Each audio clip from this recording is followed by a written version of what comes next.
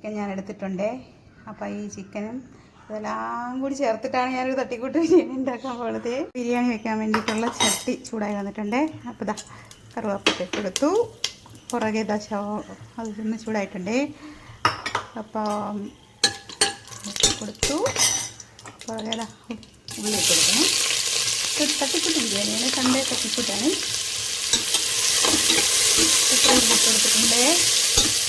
അതിൻ്റെ ഒപ്പം തന്നെ ഇതാ കരിയാപ്പില, തക്കാളി, പച്ചമുളക്, മല്ലിച്ചപ്പ്,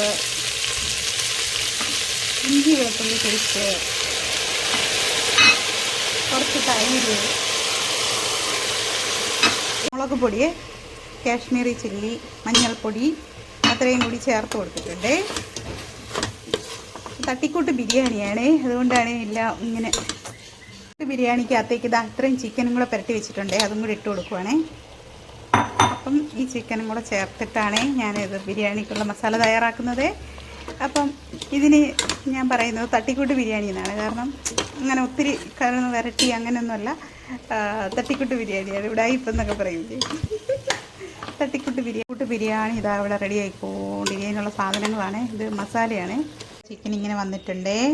നമ്മുടെ തട്ടിക്കൂട്ട് ബിരിയാണിക്കകത്തുള്ള ഗ്രേവിയാണ്. അതിനകത്തേക്ക് ഇടാൻ ഞാൻ കുറച്ച് ചോറ് പാതി വേവിച്ച് വെച്ചിട്ടുണ്ട്.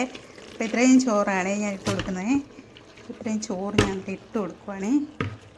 എന്നിട്ട് അപ്പോൾ നമ്മുടെ ഇത് പാതി വെന്ത ചോറാണ്. ഇനി അതൊന്നുകൂടെ അടച്ച് വെച്ച് ഞാൻ വേവിക്കാൻ പോവാണ്. എന്നിട്ട് വരുമ്പോൾ നമ്മൾ വറുത്ത് വെച്ചിരിക്കുന്ന ഉള്ളിയൊക്കെ അതിൻ്റെ മീതിയിലേക്ക് ഞാൻ ഇട്ട് കൊടുക്കുന്നതായിരിക്കും. ഇത് വലിയ രീതിയിലുള്ള ബിരിയാണി ഒന്നുമല്ല, ഒരു തട്ടിക്കൂട്ട് ബിരിയാണിയാണ്. അപ്പോൾ ഇതാ നമ്മുടെ ബിരിയാണി, നമ്മൾ സാലഡും ചേർത്ത് കഴിക്കാൻ പോകുന്നേ ഉച്ചയ്ക്ക്.